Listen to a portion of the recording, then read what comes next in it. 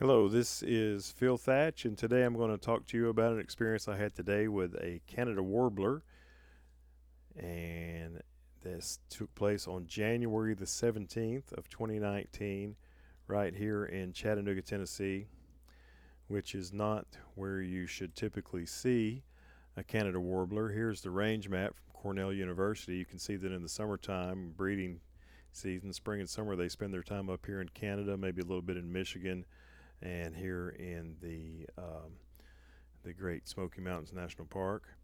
You might see them up there, but they're just supposed to be kind of traveling their way to South America, which is not something that they should be doing on January 17th. They should be doing that in autumn.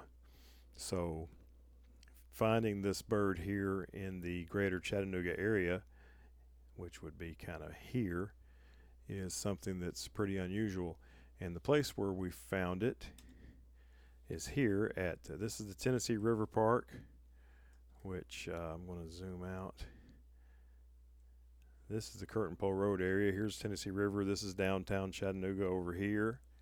And the Tennessee River Park goes all the way up to the Chickamauga Dam and goes all the way down to this is the Walnut Street pedestrian bridge. It goes all the way there and probably even further.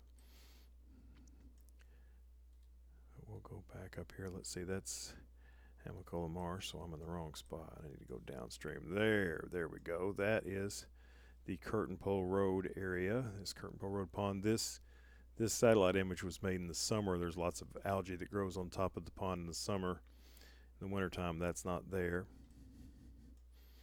And there's a lower pond here as well, where my friend Roger tells me this is the place to see hooded mergansers this year, and I've been looking for them in the traditional spot up here. So I stopped by here yesterday, Wednesday the 16th, just to scout this before I came to do my photography Thursday, looking for hooded mergansers, and I found this. I didn't see the hooded merganser, but I did see this bird that I had never seen before, and I looked it up on Merlin, and the regular way of searching on Merlin didn't find it, so I could tell it was a warbler, and it turned out to be a Canada Warbler. And I was pretty excited about seeing it because I'd never seen one before in my life. So I came back, that was Wednesday. I came back Thursday morning here to the Curtain Pole Road area, and I did see the Canada Warbler, but only for just a moment, and I didn't get a photograph of it, so that was pretty depressing. I made a video. Here's the video of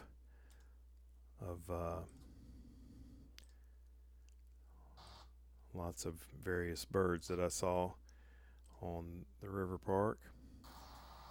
Mostly this beautiful female kingfisher, but what I was really searching for was hooded merganser, and I was trying to also get the Canada Warbler, and I failed to get a picture. So I came back. This afternoon. It rained and sent me home, but I came back this afternoon, and I ended up finding one. So let me look at all the pictures, not just the selected ones.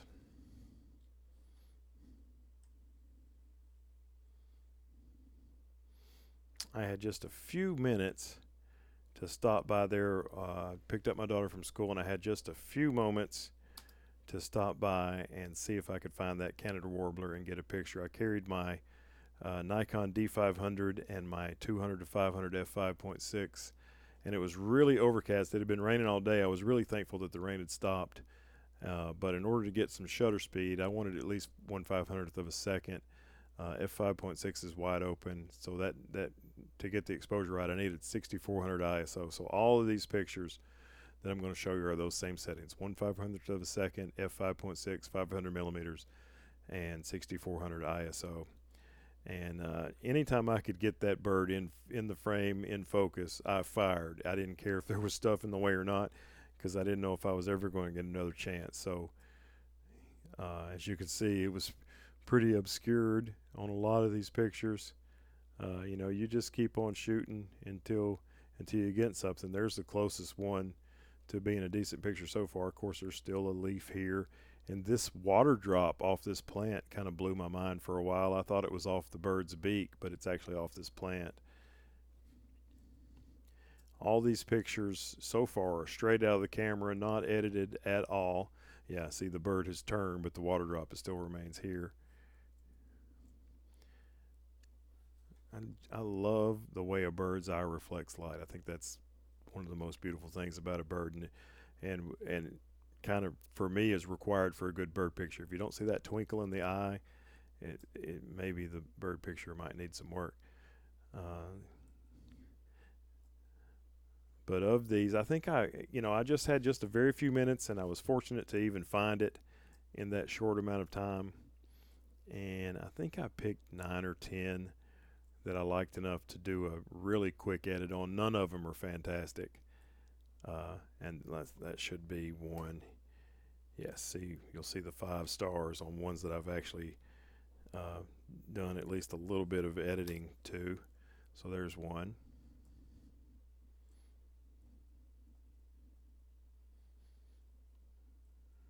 But like I say, I would just, if I had it in the frame, I think that's another one that's been edited.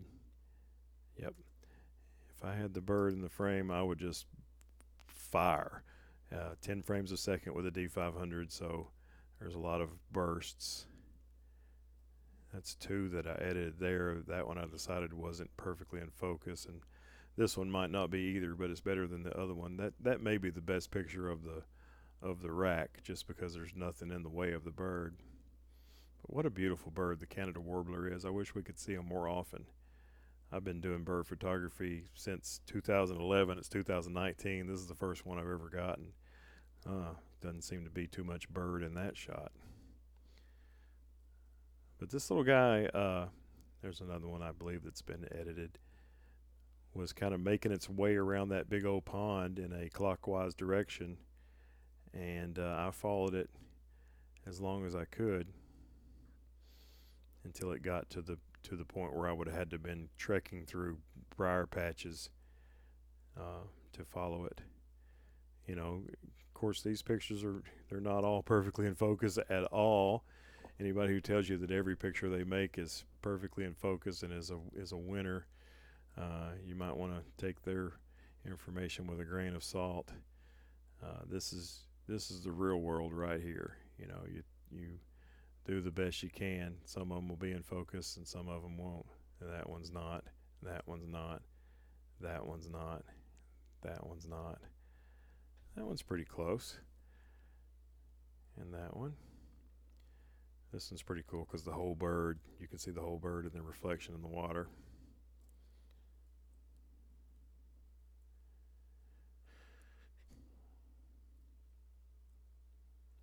So this is the 3rd time in basically a 24-hour period going to this same location and seeing this same bird. I'm not sure what this is that it's picking up, but apparently that's its food right there, whatever that is. I don't know if that's an insect or what that is, but you can see it's munching down on it. This one I edited. I made a square crop out of it. I like that it had the reflection. Unfortunately, there's some brush, a branch blocking both the reflection and the actual bird. I like that one too. I went back to that one where it's dipping its beak into the water, but it's got all sorts of obstructions.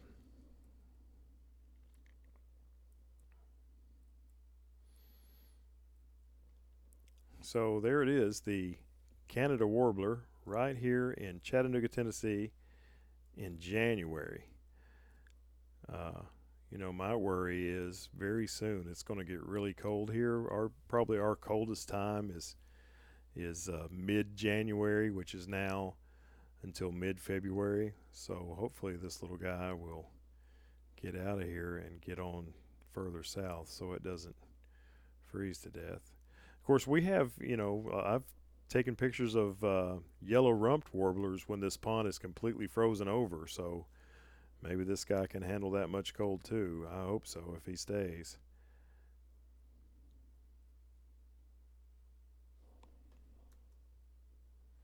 So that's the end of that. I'm going to show it to you again, just the ones. And most of these are straight out of the camera, but some of them I edited a little. And I gave them a 5-star rating. So here's all of them. We'll show you those real quick. That one, and that one, and that one. Beautiful eye. I love the pattern of the stripes on the breast and how it doesn't go all the way down. Just a great looking bird. I wish we had these around here all the time.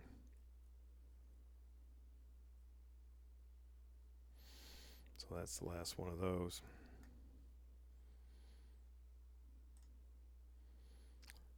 And one more time, thanks for watching. I appreciate you taking time to take a look at these photographs that I made today. I wish I had gotten them this morning so I could have included them in this morning's video from Curtain Bow Road, the one that I made right here.